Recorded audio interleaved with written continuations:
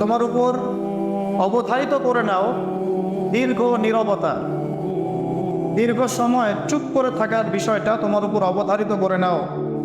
ফাইন্নাহু মাতবাদাতুন লিশ-শাইতান, কারণ এই কাজের মধ্য দিয়ে শয়তান বিতাড়িত হয়ে যায়।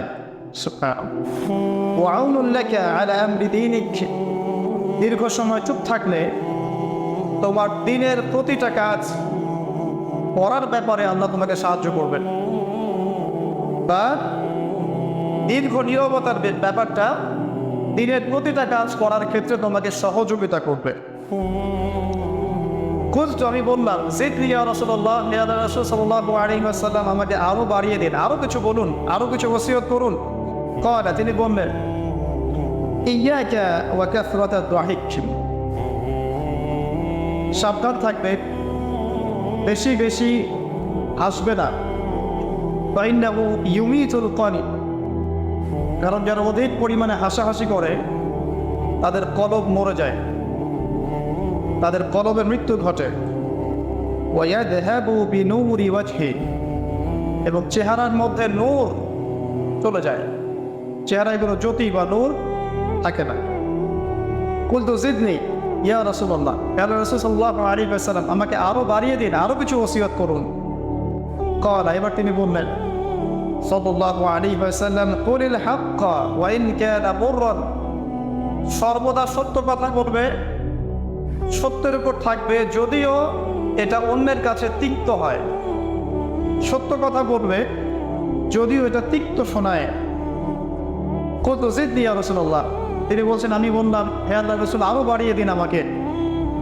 ক্বালা, এবার নবীজি বললেন সাল্লাল্লাহু আলাইহি ওয়াসাল্লাম, লা তাখাফ ফিল্লাহি লাউমাতা লাইম, আল্লাহর পথে কাজ করার ব্যাপারে বা আল্লাহর পথে চলার ক্ষেত্রে, আল্লাহর দ্বীন পালনের ক্ষেত্রে নিন্দুকের নিন্দার পরোয়া করবে না। আল্লাহর ব্যাপারে নিন্দুকের নিন্দার সমালোচনার পরোয়া করবে না। কুলতু জিদনি ইয়া রাসূলুল্লাহ, তিনি বললেন, আমি বললাম যে আরো বাড়িয়ে দিন হে আল্লাহর রাসূল আমার জন্য। নবী করিম সাল্লাল্লাহু আলাইহি ওয়াসাল্লাম বললেন, ক্বাল লিয়াহজুসকা আনিন নাস মা তা'লামু মিন নাফসিক, যখন মানুষের ব্যাপারে তোমার নেগেটিভ কোনো মন্তব্য করতে হয় বা কারো ব্যাপারে যদি নিন্দা করতে চাও, এরকম ইচ্ছা জাগে মনের মধ্যে, তাহলে আগে চিন্তা করবে যে এই দোষটা তোমার মধ্যে আছে কিনা। অর্থাৎ নিজের নফসের খেয়ালটা তুমি আগে বেশি নেবে অন্যের নিন্দা করার আগে। রাওয়াহুল বাইহাকি, হাদিসটা এসেছে বাইহাকি শরীফের মধ্যে ফি শুআবুল ঈমান, এবং মিশকাতুল মাসাবিহের মধ্যে এসেছে হাদিসটা 414 এবং 415 পৃষ্ঠায়। অত্যন্ত চমৎকার একটা হাদিস। আজকে আমরা ইনশাআল্লাহ আযজা ওয়া জাল এই হাদিসটার উপরে সামান্য কিছু কথা বলে আমাদের আলোচনা শেষ করবো ইনশাআল্লাহ তাআলা। আবু যর রাদিয়াল্লাহু আনহু একজন বিশিষ্ট সাহাবী, আপনারা জানেন, যার ব্যাপারে নবী করিম সাল্লাল্লাহু আলাইহি ওয়াসাল্লাম বলেছিলেন, আবু যর, তুমি খুব নরম মানুষ, তাই কখনো দায়িত্ব চেয়ে নিও না, কারণ তোমার উপরে যদি 2 জন মানুষের দায়িত্ব দেয়া হয়, তোমাকে যেন ছুরিবিহীন জবাই করে দেয়া হবে। আবু যর রাদিয়াল্লাহু আনহু খুব আধ্যাত্মিক নরম মনের মানুষ ছিলেন। তিনি নবী সাল্লাল্লাহু আলাইহি ওয়াসাল্লামকে খাস করে বলছেন, এটা আমভাবে নয়, আমি যেমন আমভাবে সবার উদ্দেশ্যে কথাগুলো বলছি, এভাবে আমভাবে নবীজি এই কথাটা তাকে বলেননি, বরং খাসভাবে বলেছেন, পার্সোনাল নাসিহাত, ইন্ডিভিজুয়ালি বলেছেন। তিনি বলছেন, হে আল্লাহর রাসূল, আমাকে কিছু নসিহত করো, কিছু ওসিয়ত করো। ওসিয়ত কি জিনিস? যেমন কেউ চলে যাওয়ার আগে ওসিয়ত করে, বাবা ইন্তেকাল করছে তার আগে ওসিয়ত করে, মাকে দেখিস, বোনদেরকে খোঁজ খবর রাখিস, সন্তানদের ব্যাপারে খোঁজ খবর রাখিস ইত্যাদি। তো ওসিয়ত করা মানে যে কথাগুলো আমরা অক্ষরে অক্ষরে পালন করতে চাই, প্রতিশ্রুতি ব্যক্ত করি, এরকম কথা, কনভারসেশন। একটু চিন্তা করেন, নবী করিম সাল্লাল্লাহু আলাইহি ওয়াসাল্লাম যদি আপনাকে আমাকে খাস করে কোনো জায়গায় ডেকে নিয়ে কথাটা বলতেন, কেমন হতো? মনে করেন নবী সাল্লাল্লাহু আলাইহি ওয়াসাল্লাম জীবিত আছেন বা আমরা তার সাক্ষাৎ পেয়েছি, আর আমরা কেউ একজন আমাদের মধ্যে গিয়ে থেকে বললেন, ইয়া রাসূলুল্লাহ, আমাদের কিছু নসিহত করেন, আমাকে খাস করে কিছু ওসিয়ত করেন, তখন এই ওসিয়তগুলো স্পেশাল হবে এবং আমি কখনোই চাইবো না জীবন চলে গেলেও এগুলোর কোনো একটা আমরা ছেড়ে দেই, তাই না? আবু যর রাদিয়াল্লাহু আনহু এই সুযোগটা নিয়েছেন। নবী সাল্লাল্লাহু আলাইহি ওয়াসাল্লাম বলছেন, প্রথম যে উসিকা বিতাকওয়াল্লাহ, আমি তোমাকে সর্বপ্রথম ওসিয়ত করছি তুমি আল্লাহকে ভয় করবে। তাকওয়া কি জিনিস? নবীজি বলছেন ফাইন্নাহু আযয়ানু লিয়ামলিকা কুল্লি, এই তাকওয়াটাই সমস্ত কাজের সৌন্দর্য বর্ধন করবে তোমার জীবনে। তুমি যত কাজ করবে প্রত্যেকটা কাজ যদি আল্লাহকে ভয় করে করো, প্রত্যেকটা কাজ তোমার জীবনে সৌন্দর্য বর্ধন করবে ইনশাআল্লাহ তাআলা। খুব সংক্ষিপ্ত আকারে বলতে পারি, আল্লাহ রাব্বুল আলামিনের তাওহীদের সাথে কাউকে শরীক না করা, এক কথায় আল্লাহর সাথে শিরক না করার নাম তাকওয়া। ঠিক আছে? আল্লাহ এক, আল্লাহ অদ্বিতীয়, তিনি মহাবিশ্বের স্রষ্টা, আমাদের স্রষ্টা, সৃষ্টিকর্তা, পালনকর্তা, রিজিক দাতা, জীবন মৃত্যুর মালিক, বিধানদাতা। এই প্রত্যেকটা কনসেপ্ট আল্লাহর জন্যে খাস করার নাম হচ্ছে তাওহীদ। আর এখানে যদি আমরা কাউকে সমকক্ষ দাঁড় করে তাহলে শিরক হয়ে যাবে। এই শিরকটা তিনভাবে হয়ে থাকে। মানুষ চিন্তার ক্ষেত্রে শিরক করতে পারে। কেউ যদি মনে করে মহাবিশ্বের কোনো স্রষ্টা নাই তাহলে শিরক করবে। কেউ যদি মনে করে স্রষ্টা আরও একজন আছে বা একাধিক আছে তাহলে শিরক করবে। কেউ যদি মনে করে যে আল্লাহ ছাড়া কেউ ইবাদত পাওয়ার যোগ্য, আল্লাহ ছাড়া অন্য কাউকে সেজদা করা যায়, নাউজুবিল্লাহ, আল্লাহ ছাড়া কেউ প্রয়োজন পূরণ করতে পারে, কেউ সন্তান দিতে পারে, কেউ কল্যাণ করতে পারে, কেউ অকল্যাণ করতে পারে ইত্যাদি, বা আল্লাহ ছাড়া কেউ বিধান দেওয়ার মালিক, এরকম কনসেপ্ট যার মনের মধ্যে আসে এটা হচ্ছে আকীদাগত শিরক বা চিন্তাগত শিরক। আমি কি বোঝাতে পারছি? 2 নাম্বার কাজের শিরক, যেমন কেউ যদি আল্লাহকে সেজদা না করে অন্য কাউকে সেজদা করে, কর্মগত শিরক করেছে। আল্লাহ পাকের হালালকে কেউ যদি হারাম করে নেয়, কর্মগত শিরক করেছে। আল্লাহ পাকের হারামকে কেউ হালাল করে নেয়, কর্মগত শিরক করেছে।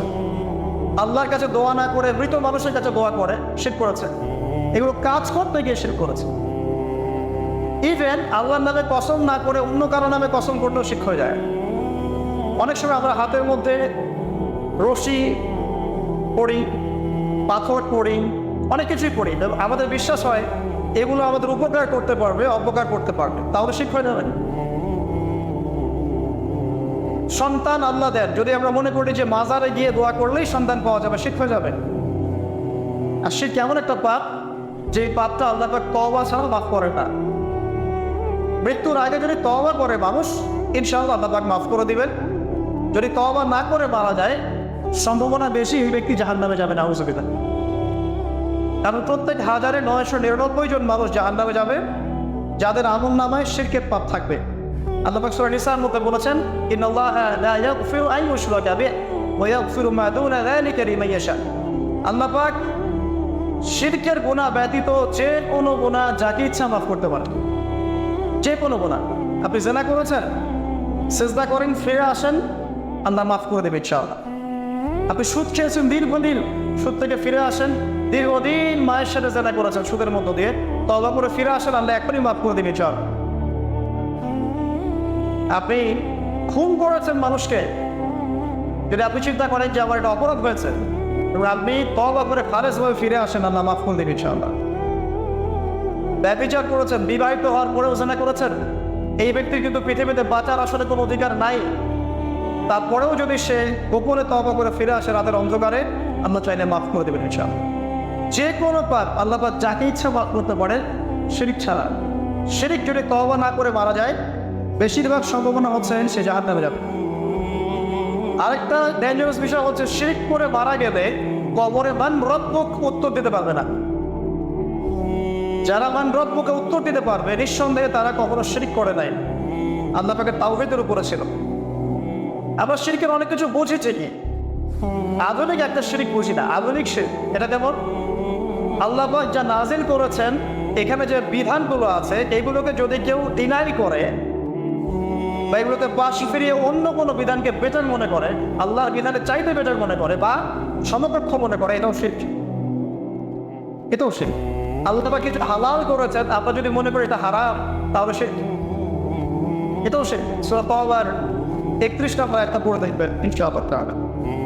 যাই হোক, তাকওয়ার প্রথম স্টেজ হচ্ছে আমাদেরকে শিরক করা যাবে না। 2 নম্বর, আল্লাহ পাকের যত আদেশ আছে এগুলোকে মেনে চলার নাম তাকওয়া।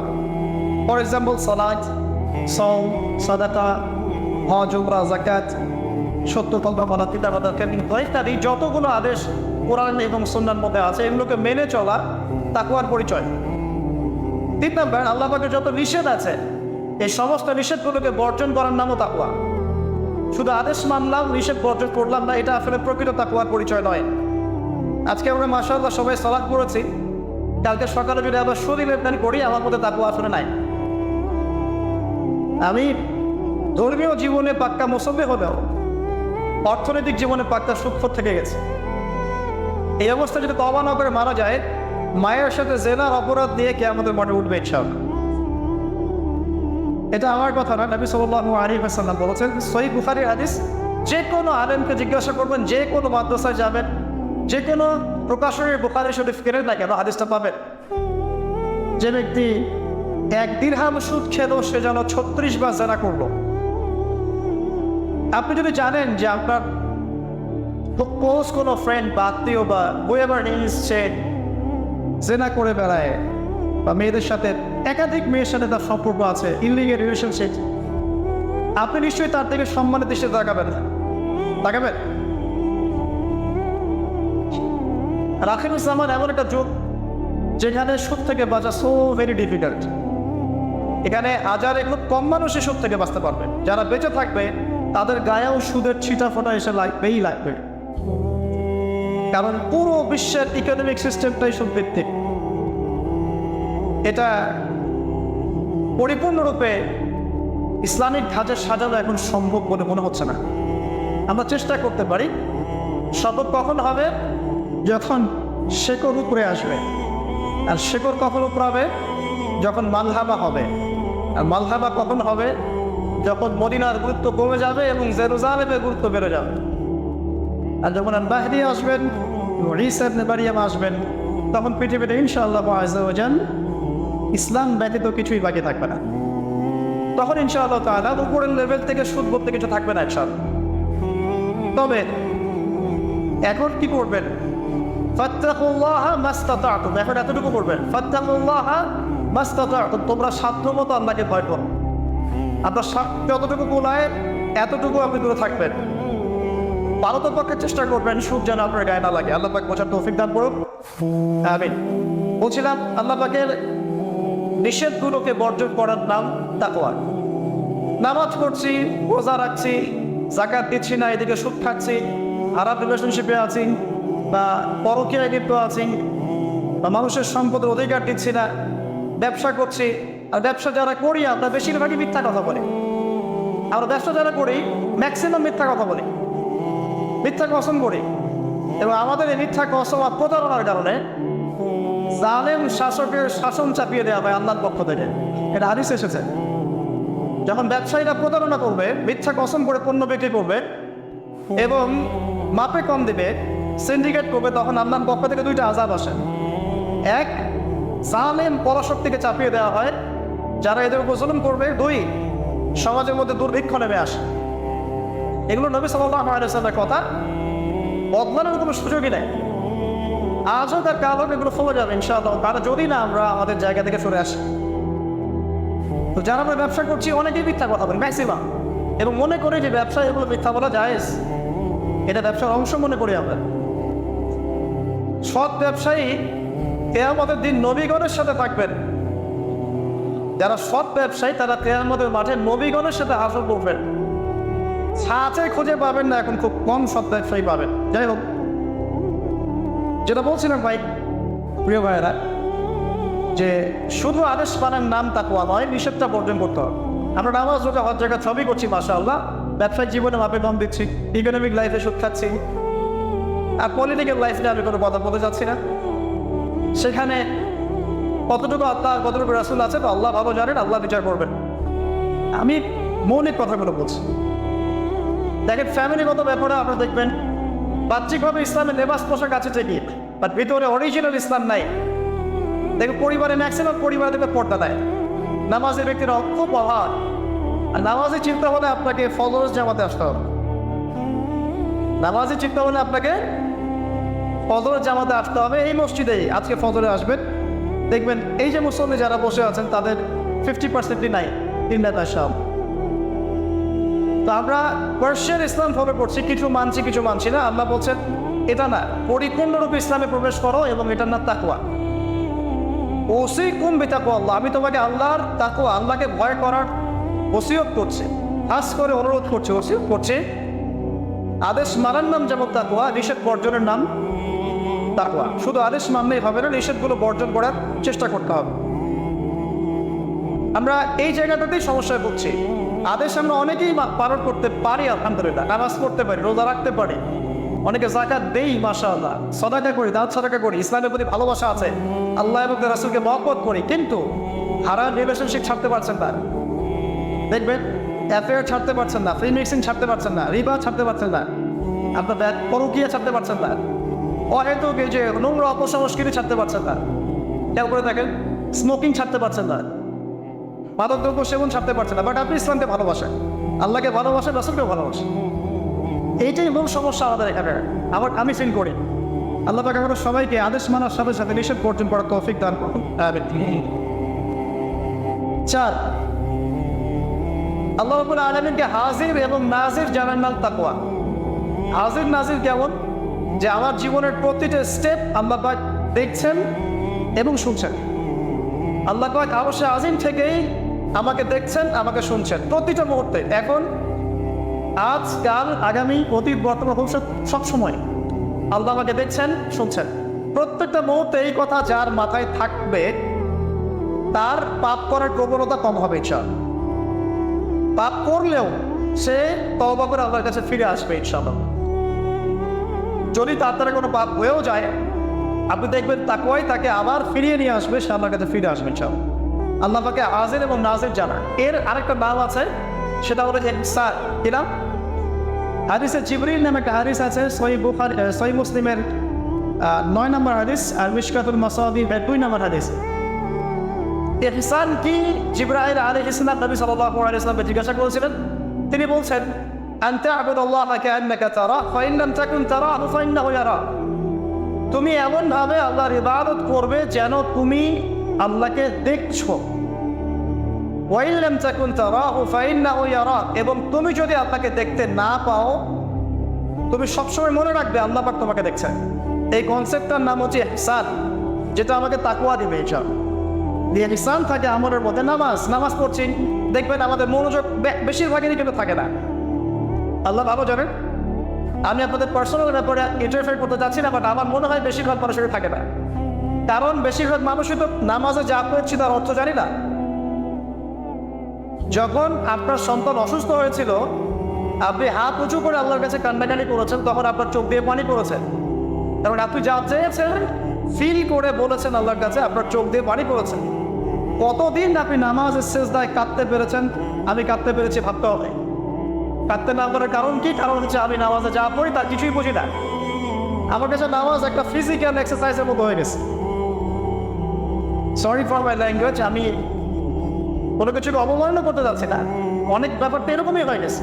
তার হলো বাহ্যিকতা নিয়ে আমরা বেশি ব্যস্ত। হাত কোথায় বাঁধতে হবে? নাভির নিচে না বুকে? তারপরে রফুল এদেল করতে হবে কি না, পাইবা লাগাবো কি লাগাবো না, আমি জোরে না আসতে বাহ্যিক বিষয় নিয়ে বেশি ব্যস্ত। রুহানিয়াত, যেটা নামাজের ভিতরে রুহ বা আত্মা, ইহসান, মনোযোগ, আল্লাহর সাথে কতটুকু আমি কমিউনিকেট করতে পারলাম, মনের কথা কতটুকু আপনার কাছে ব্যক্ত করতে পারলাম, নামাজে আমি কতটুকু আপনাকে ফিল করতে পারলাম, এটা কিন্তু বেশি আলোচনা হয় না। অথচ কোনটা মৌলিক বিষয় বলেন দেখি? নামাজের এই মারেফতটা কি মূল না? আধ্যাত্মিকতাটাই মূল। আর বাহ্যিক বিষয়গুলো তো আল্লাহ পাক দেখছেন, নাকি দিবেন ইনশাআল্লাহ তাআলা। তো এই যে প্রাণহীন ইবাদত হচ্ছে, রোজা রাখছি, রোজার মর্ম বুঝতে পারছি না। হজ করে আসলো, হাজী সাহেব টাইটেল হলো ঠিকই, কিন্তু হজের মূল মর্ম ইব্রাহিমী চেতনা সে শিখে আসতে পারলো না। সাই করছে সাফা মারওয়া, সে ফিল করতে পারলো না এটা হাজরা আলাইহিস সালামের সুন্নাহ। এই যে আমরা কুরবানি করলাম, ম্যাক্সিমাম আমাদের মধ্যে ফিল করতে পারি নাই এটা হচ্ছে ইব্রাহিম আলাইহিস সালামের সেই কুরবানি যেটা তিনি ছেলেকে করতে চেয়েছিলেন। এই চেতনাটা আসলো না। তো রসকসহীন ইবাদত কতটুকু কবুল হয়, প্রাণহীন ইবাদত কতটুকু উপরে পৌঁছে আল্লাহ ভালো জানেন। তো যে বিষয়টা নিয়ে এই কথাটা বললাম, ইনসান হচ্ছে সেই জিনিস যেটা আমাকে মনে করাবে আমি আল্লাহকে দেখছি, শুনছি, বা আল্লাহ আমাকে দেখছেন এবং শুনছেন। এর জন্য প্রয়োজন আপনি ইবাদতে যা যা করছেন, যা যা বলছেন, এর অন্তত অর্থটুকু বোঝা। তাহলে আপনার ইনশাআল্লাহ মনের মধ্যে সেই ফিলিংসটা আসবে ইনশাআল্লাহ তাআলা। ফর এক্সাম্পল, আপনি নামাজে দাঁড়িয়ে পড়ছেন, ওয়ানুনাজ্জিলু মিনাল কুরআন মা হুয়া শিফাউন ওয়া রাহমাতুন লিল মুমিনিন ওয়া লা ইয়াজিদু যালিমিনা ইল্লা ফাসাদ। এই আয়াতের অর্থ কতজন জানেন? একটু হাত উঁচু করে দেন। যারা জানেন তারা যদি আয়াতটা কোরআনের নামাজের মধ্যে পড়েন, তারা মনোযোগ বেশি পাবেন। স্বাভাবিক। অর্থ হচ্ছে কোরআন আমরা নাজিল করেছি, এই কোরআনের মধ্যেই আছে শিফা বা আরোগ্য এবং মুমিনদের জন্য রহমত। যখন আপনি বুঝতে পারলেন তখন কি নামাজে মনোযোগ পারবে না? সুবহান রাব্বিয়াল আ'লা বলছেন, সর্বোচ্চ আমার রব, আমাদের সর্বোচ্চ সুউচ্চ, তখন আপনার মনোযোগ পারবে না? আত্তাহিয়াতুতে আপনি কি পড়ছেন, দরুদে কি পড়ছেন, দোয়া মাসুরে পড়ছেন, আল্লাহুম্মা ইন্নী যালামতু নাফসি যুলমান কাসীরা, আমি আমার নফসের উপর প্রচুর জুলুম করেছি। তখন কি ফিলিংস হয় যে জুলুমের এখানে স্বীকারোক্তি দিচ্ছি আমি? কারণটা একটাই কারণ। কথা বললে অনেক সময় যাবে, আমার আরো কিছু বলার আছে, যে অর্থটা বুঝতে পারছি না। অর্থ না বুঝলে আপনি রসকসহীন প্রাণহীন ইবাদত করবেন। অর্থ বোঝাটা কি অপরাধ? অর্থ বুঝলে কি আপনি আলেম ওলামা থেকে সরে যাবেন, দূরে সরে যাবেন? আর সব কিছুর অর্থ তো আপনি ব্যাখ্যাটা বুঝতে পারবেন না। তখন আপনি আলেম ওলামার কাছে আসবেন, এসে জিজ্ঞাসা করবেন, ব্যাখ্যা জেনে নেবেন, সিম্পল। তো অর্থ অনুধাবন করলে ইনশাআল্লাহ তাআলা আপনার ইনসান বাড়বে, যেটা আমাকে তাকওয়ার দিকে নিয়ে আসবে। ইনসান মানে আপনাকে হাজির নাজির ভেবে ইবাদত করা। আরেকটা বিষয়, ইবাদতের মধ্যে ধীরস্থিরতা আনতে হবে, তাড়াহুড়া বন্ধ করতে হবে। তাড়াহুড়া বন্ধ করলে পরে দেখবেন ইবাদতের মধ্যে স্বাদ পাচ্ছে ইনশাআল্লাহ। দুনিয়াবি হ্যাসেল, দুনিয়াবি যে ব্যস্ততা, এগুলো কমিয়ে আনতে হবে, তাহলে দেখবেন ইবাদতের স্বাদ পাচ্ছেন ইনশাআল্লাহ। প্রত্যেকটা ইবাদতের পটভূমি জানতে হবে, যে নামাজ আমি কি জন্য পড়ি, কোথায় গিয়ে ফরজ হয়েছিল, কোরবানি কেন দিব, কোরবানির ইতিহাসটা কি, হজ আমি করবো এর ঘটনাগুলোর পিছনের গল্পগুলো কি, এগুলো না জানলে আপনি ইবাদতের স্বাদ পাবেন না। তো এই জিনিসগুলো একটু টাচ দিলাম। আল্লাহ পাক আপনার সবাইকে ইনসানের সাথে ইবাদত করার তৌফিক দান করুন, আমিন। তো প্রথম ওসিয়ত করছেন নবী সাল্লাল্লাহু আলাইহি ওয়াসাল্লাম আবু যর রাদিয়াল্লাহু আনহুকে, তুমি আপনাকে ভয় করবে, এটা তোমাকে সমস্ত আমল সুন্দর করে দেবে ইনশাআল্লাহ, সৌন্দর্যমণ্ডিত করে দেবে। তাকওয়া মানে আমরা জানলাম আল্লাহর সাথে শিরক না করা, তাওহীদের উপর থাকা। 2, আল্লাহ পাকের আদেশগুলোকে মেনে চলার চেষ্টা করা। 3 নাম্বার, একই সাথে অ্যাট দ্য সেম টাইম আল্লাহ পাকের নিষেধগুলোকে বর্জন করা। 4, আল্লাহ পাককে হাজির এবং নাজির জানা। আল্লাহ পাক আমার প্রতিটা কাজ দেখছেন, শুনছেন, এবং এগুলোর জন্য আল্লাহ পাক আমাকে জবাবদিহি করাবেন, কোনো সন্দেহ নাই, জবাবদিহি করাবেন। তো বিদায় হজের ভাষণে নবী সাল্লাল্লাহু আলাইহি ওয়াসাল্লাম বলেছিলেন, এই তাকওয়ার কথাই বলেছেন। তিনি বলেছিলেন সাল্লাল্লাহু আলাইহি ওয়াসাল্লাম যে আজকে থেকে আরবের উপর অনারবের কোনো ভেদাভেদ নাই, সাদার উপর কালো, কারোর উপর লালের কোনো ভেদাভেদ নাই। কুল্লুকুম মিন আদম, তোমরা সবাই আদম সন্তান, ওয়া আদামু মিন তুরাব, এবং আদম হচ্ছে মাটির সন্তান। ইল্লা তাকওয়া, শুধু তাকওয়া ব্যতীত, যার মধ্যে আল্লাহ ভীতি যত বেশি, সে আল্লাহর কাছে তত বেশি মর্যাদা সম্পন্ন। সূরা হুজুরাতেও সেম কথা আছে, 13 নম্বর আয়াতে আল্লাহ পাক বলেছেন, ইয়া আইয়ুহান নাস, হে মানব জাতি, ইন্না আকরামাকুম ইনদাল্লাহি আতকাকুম, হে মানব জাতি, তোমাদের মধ্যে আল্লাহর কাছে সবচেয়ে বেশি মর্যাদা সম্পন্ন সেই ব্যক্তি যে অধিক মুত্তাকি বা অধিক তাকওয়াওয়ালা। এবং এই তাকওয়ার পজিশনটা কোথায় সেটা নবী সাল্লাল্লাহু আলাইহি ওয়াসাল্লাম বলেছেন।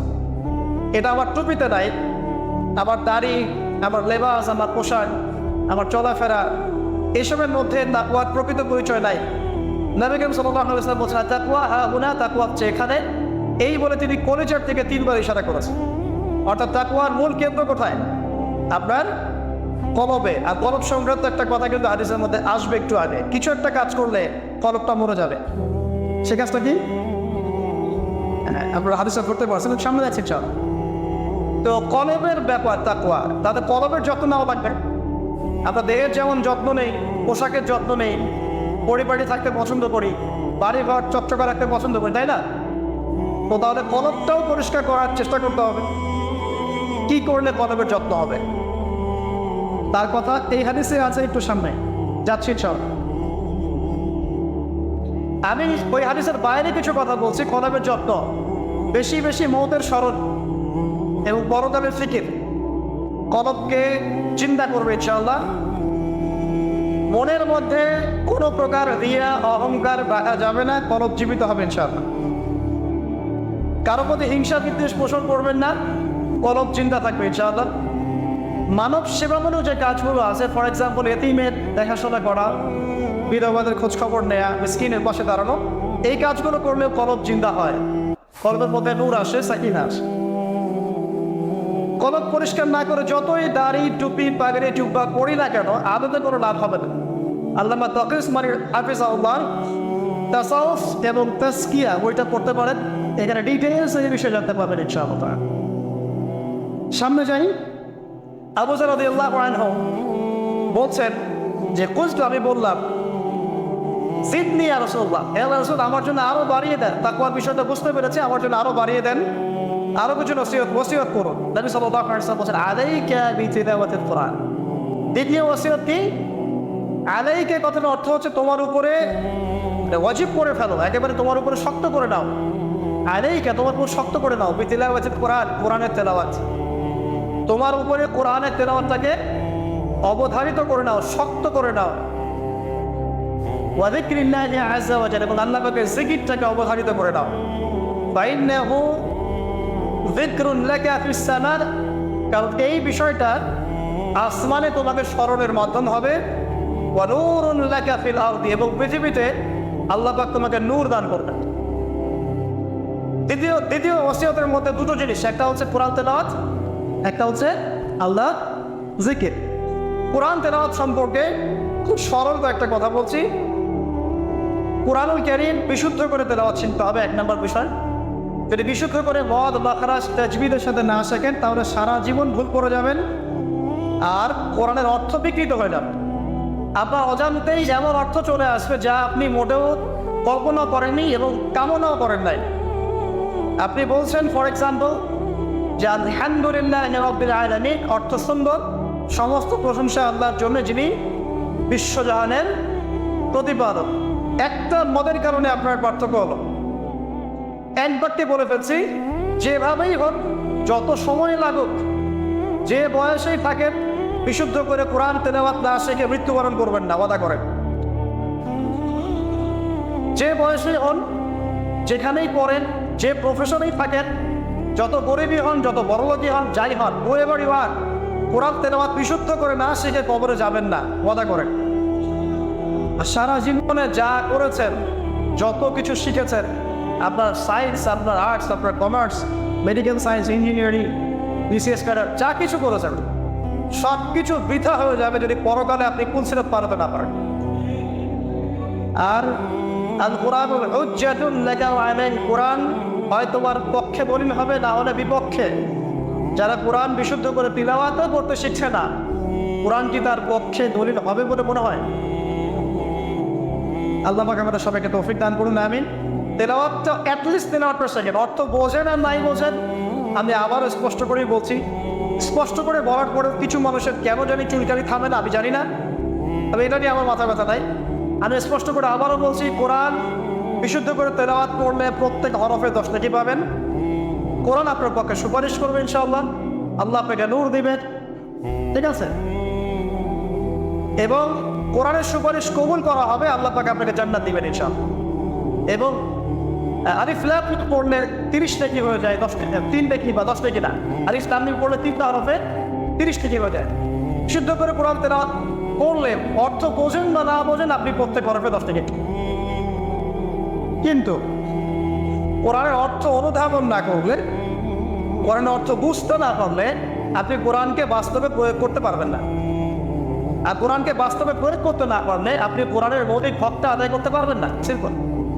তাই অর্থ না বুঝে যদি সারা জীবন কোরআন তেলাওয়াত করে যাই, কোরআন তেলাওয়াতের নেকি হবে ঠিকই, প্রত্যেক হরফে 10 নেকি হবে ঠিকই, কোরআন আপনার পক্ষে সুপারিশও করতে পারে, বাট কোরআনের প্রকৃত হকটা দুনিয়াতে আদায় হয়নি। কোরআন নাযিল করা হয়েছে যাতে মানুষ উপদেশ গ্রহণ করে, তাদাব্বুর করে, ফিকির করে, এটা নিয়ে গবেষণা করে, এবং এর মধ্য দিয়ে মানুষ যেন পথ খুঁজে পায়। এই কারণে আপনার স্কুল কলেজ ইউনিভার্সিটিতে যা পড়ছেন এগুলো সবচেয়ে ফার্সি ভাষায় হতো বা টার্কিশ ভাষায় হতো বা রাশিয়ান ভাষায় হতো, এবং আপনি এগুলো অর্থ জানেন না, শুধু পড়াটার মুখস্থ করেন, তাহলে কি আপনি আদৌ পরীক্ষায় পাস করতে পারবেন? প্রশ্নের উত্তর দিতে পারবেন?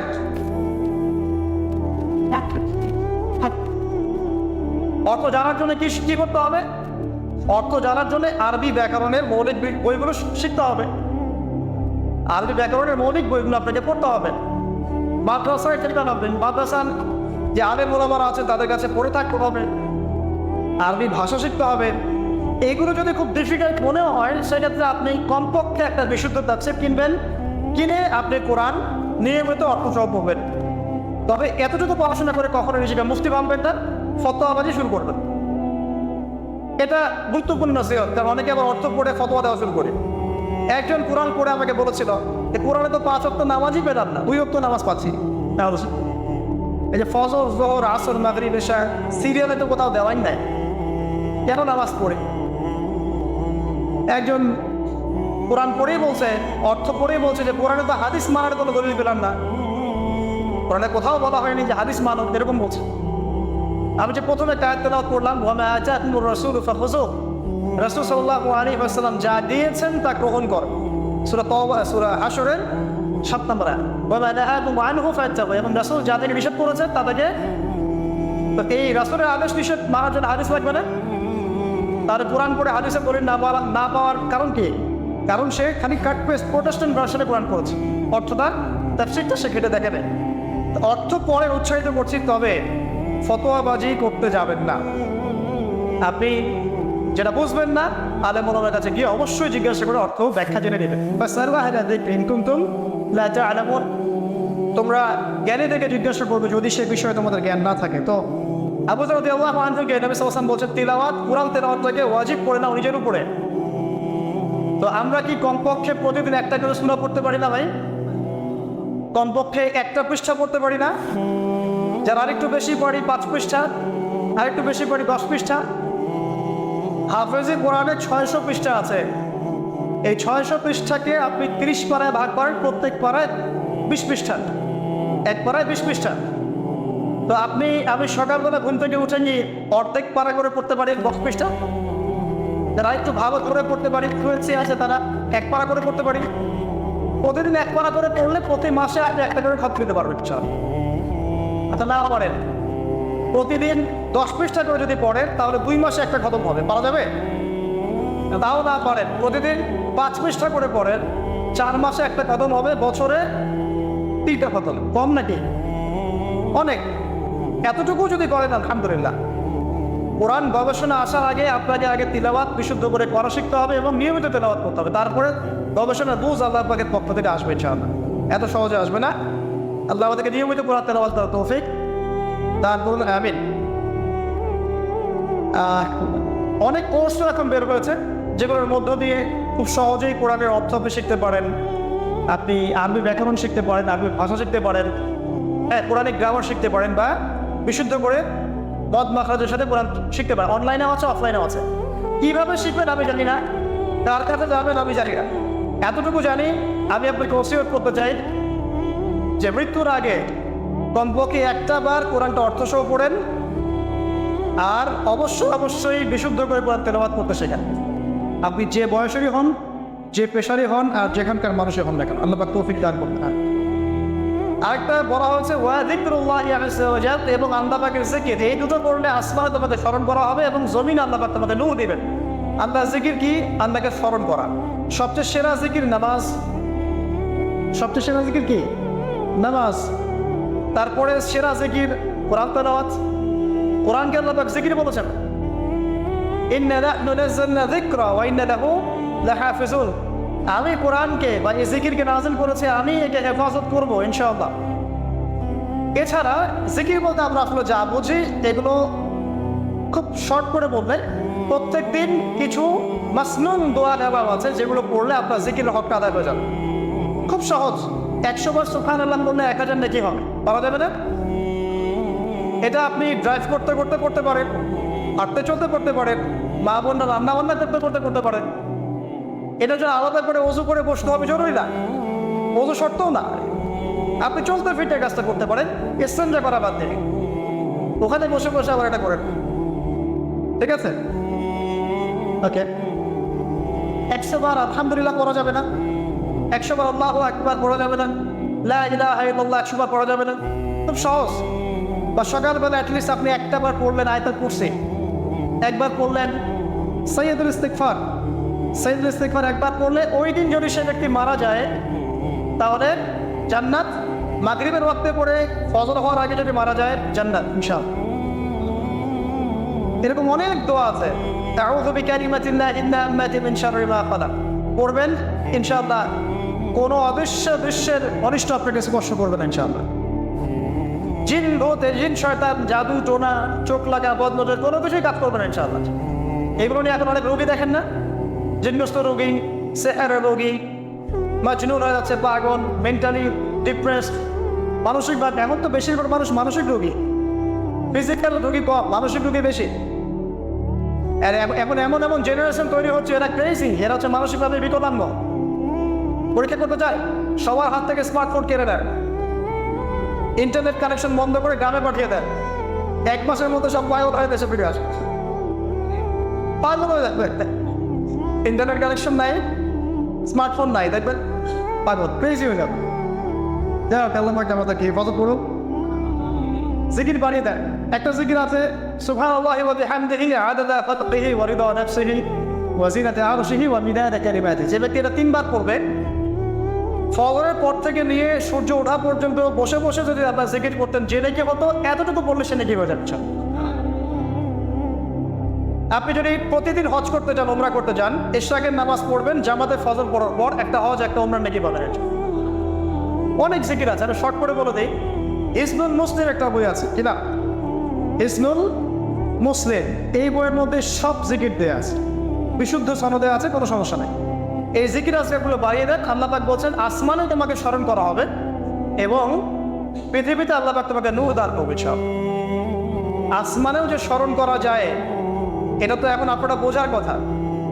এখন তো এই পিকচারগুলো বের হয়ে আসছে, আপনাকে কত হাজার কত বছর আগের পিকচার দেখানো হচ্ছে না?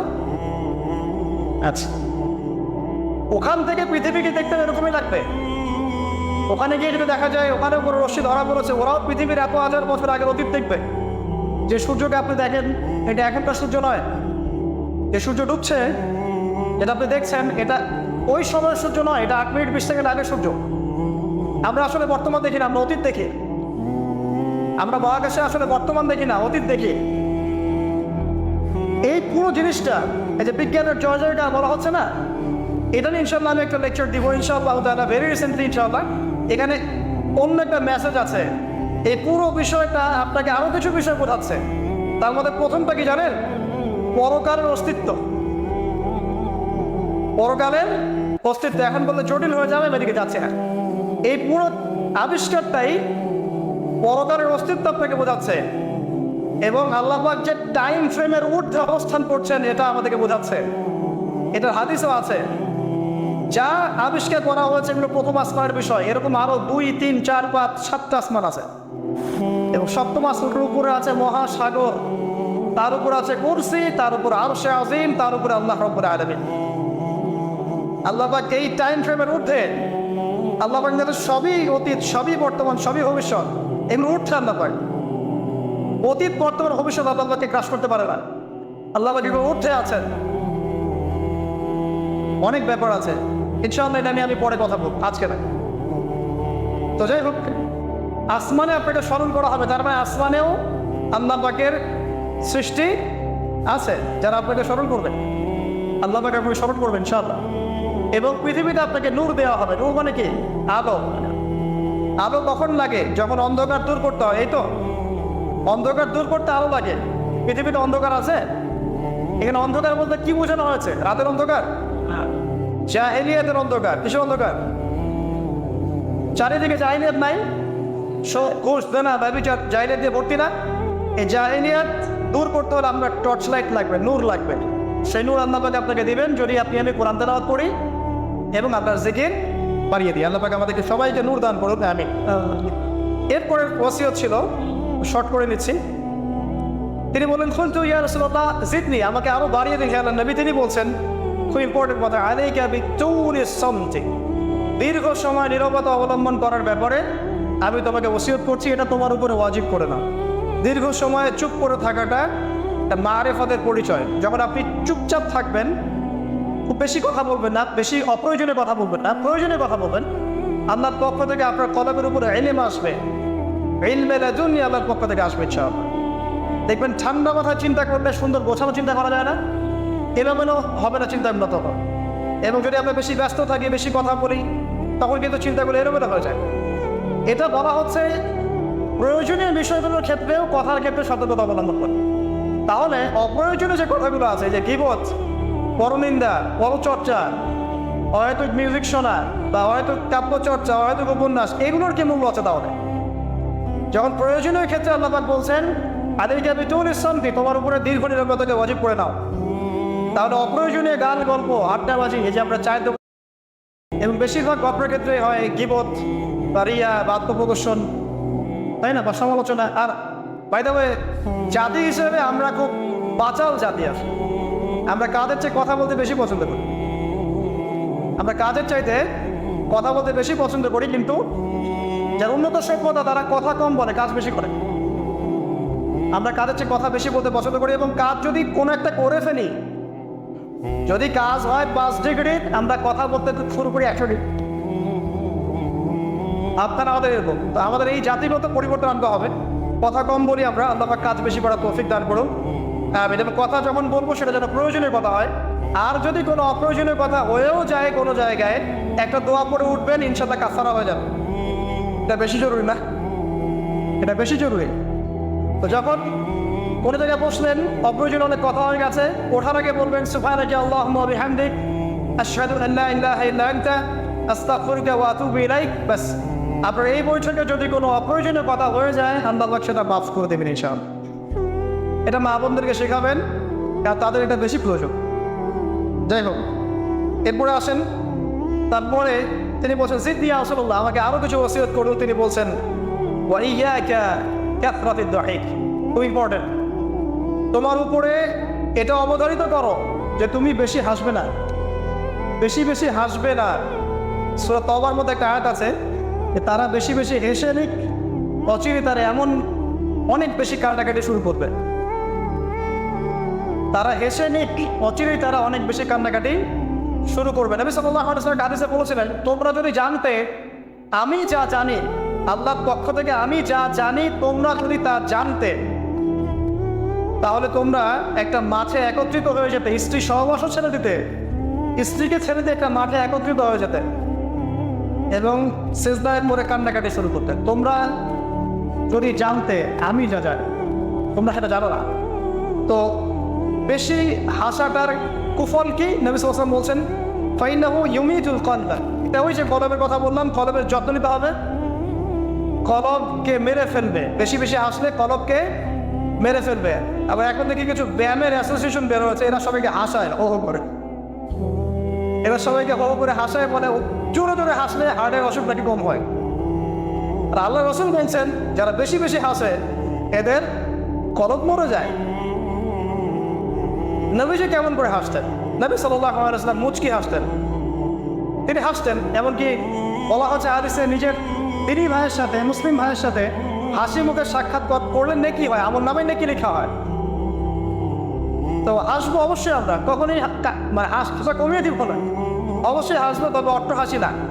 অট্ট হাসি নিজের হৃদয়টাকে কি করে মেরে ফেলে, মুচকি হাসে। আর নবীজি কখনো কখনো এমনভাবে হেসেছেন যে তার দাঁত দেখা গেছে, এমনভাবেও হেসেছেন, কিন্তু সেটা সংখ্যা খুব কম ছিল। তো আসুন, এর একটা কুফল আছে, এবং এই অট্ট হাসি বেশি বেশি দেওয়ার ফলে চেহারার যে নূর, মুত্তাকি মানুষ যারা, নামাজি মানুষ যারা কোরআনের সাথে সম্পর্ক রাখে, দেখবেন চেহারা একটা নূর থাকে, একটা আলো থাকে, আল্লাহর পক্ষ থেকে একটা নূর থাকে, একটা রব থাকে, একটা প্রভাব থাকে। রব মানে প্রভাব। তো বেশি বেশি জোরে জোরে হাসলে চেহারার নূর কমে যায়।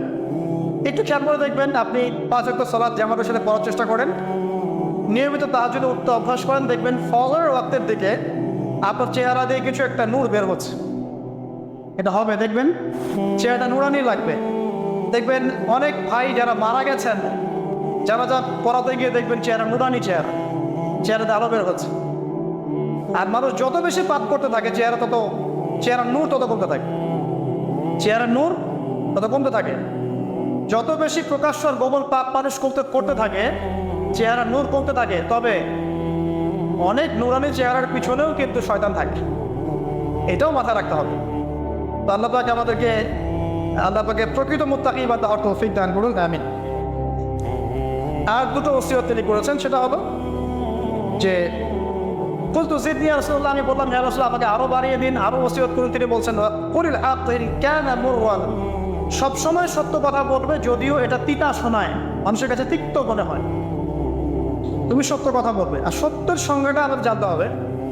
সত্যের সংজ্ঞাটা আমরা যা শিখেছি এটা চূড়ান্ত সংজ্ঞা নয়। সত্যের ডেফিনেশন হচ্ছে সূরা কাহফের 29 নম্বর আয়াতে আছে। কোন সূরায়? সূরা কাহফ 29 নম্বর আয়াতে আছে। আল্লাহ পাক বলেছেন ওয়াকুলিল হাক্কু মির রাব্বিকুম ফামান শাআ ফালিউমিন ওয়া মান শাআ ফালিয়াকফুর। সত্য সেটাই, আরো করে শোনেন, সত্য সেটাই যা তোমার রবের পক্ষ থেকে নাযিল হয়। যার ইচ্ছা হয় সে মেনে নিক, ঈমান আনুক, যার ইচ্ছা হয় অস্বীকার। ইন্না আতাদনা লিযালিমিনা নারা, আমি জালেমদের জন্য আগুন প্রস্তুত করেছি। ইলা আতিম লায়া। তো এখানে আল্লাহ পাক সত্যের ডেফিনেশন দিয়েছেন, দ্য ডেফিনেশন অফ ট্রুথ। সত্যের ডেফিনেশন কি? আল্লাহর পক্ষ থেকে যা নাজিল হবে সেটাই সত্য। আল্লাহর পক্ষ থেকে তাওরাত নাজিল হয়েছে, ঠিক আছে, জাবুর নাজিল হয়েছে, ইনজিল নাজিল হয়েছে, সুহফ ইব্রাহিম মুসা নাজিল হয়েছে, কোরআন নাজিল হয়েছে। যখন তাওরাত নাজিল হয়েছিল, তাওরাত ওই যুগের জন্য সত্য মিথ্যার চূড়ান্ত মানদণ্ড ছিল। এখন না, কারণ সেটা রহিত হয়ে গেছে। জাবুর ওই যুগের জন্য সত্য মিথ্যার চূড়ান্ত মানদণ্ড ছিল, ইনজিল ওই যুগের জন্য ছিল। যখন থেকে কোরআন নাজিল হয়েছে এবং সুন্নাহ এসেছে, কিয়ামত পর্যন্ত সত্য মিথ্যার এর বাইরে কোনো মানদণ্ড আছে? তবে যে কোনো বুদ্ধি, যে কোনো দর্শন বা ফিলোসফি, যে কোনো স্কুল অফ থট, যে কোনো মতবাদ, যে কোনো বৈজ্ঞানিক আবিষ্কার, যেটাই হোক না কেন, যদি কোরআন এবং সুন্নাহর সাথে মিলে যায়, সাংঘর্ষিক না হয়, সেটাকে মেনে নিতে আমাদের কোনো আপত্তি নেই, ঠিক আছে।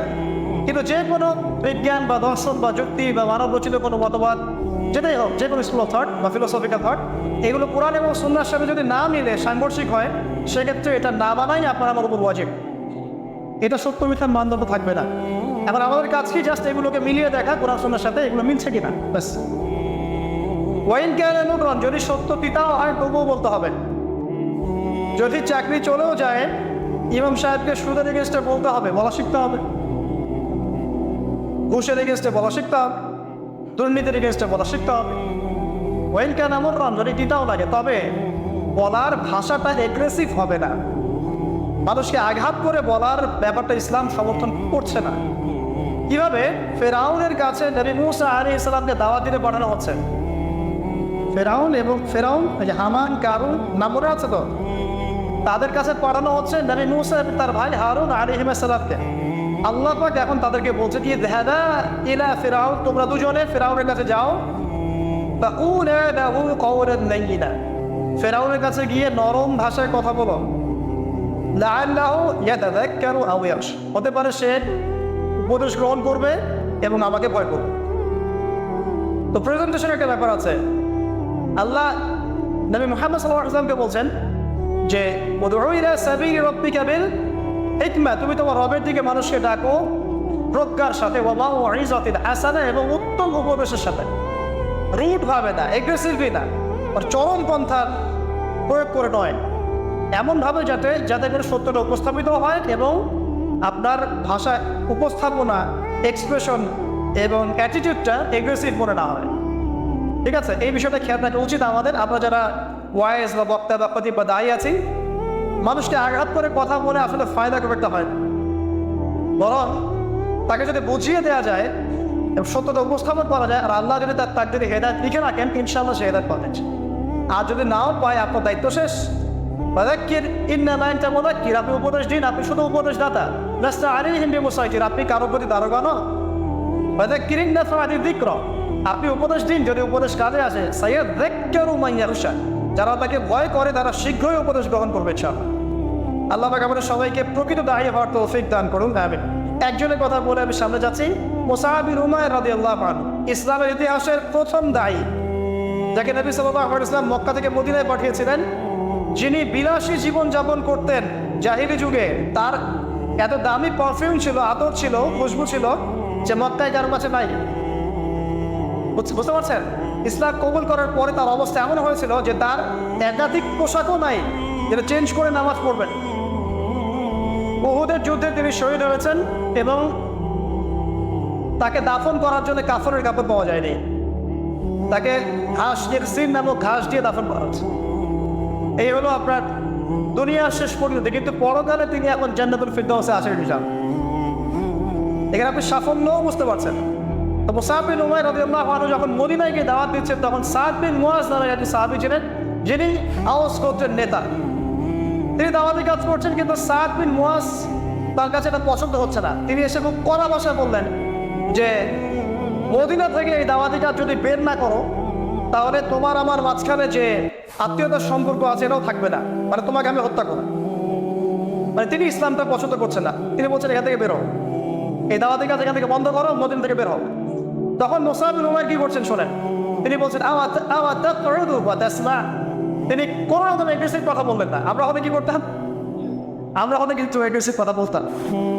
আমাদের ইস্যু না থাকলেও যে পরিমাণে এগ্রেসিভ কথা আমরা বলি, ইস্যু খুঁজে খুঁজে বের করে একজনের মানহানি করার জন্যে, আন্ডারস্টিমেট করার জন্যে, মানুষের চোখে তাকে আন্ডারস্টিমেট করার জন্য, কত কি না ইস্যু না থাকলেও। আর এখানে তো ইস্যু জাজল্যমান, তাকে এসে পড়া ভাষায় বলছেন বের হয় এটাতে, এই মসজিদ থেকে বের হও, দাওয়াতি কাজ করা যাবে। তিনি বলছেন আচ্ছা পড়বো ফাতাস না, আপনি কি একটু বসবেন, একটু শুনবেন। ওয়াইন রদিতা দে কবিল, আমি যে দাওয়াতটা দিচ্ছি এটা যদি আপনার পছন্দ হয় তাহলে আপনি কবুল করবেন।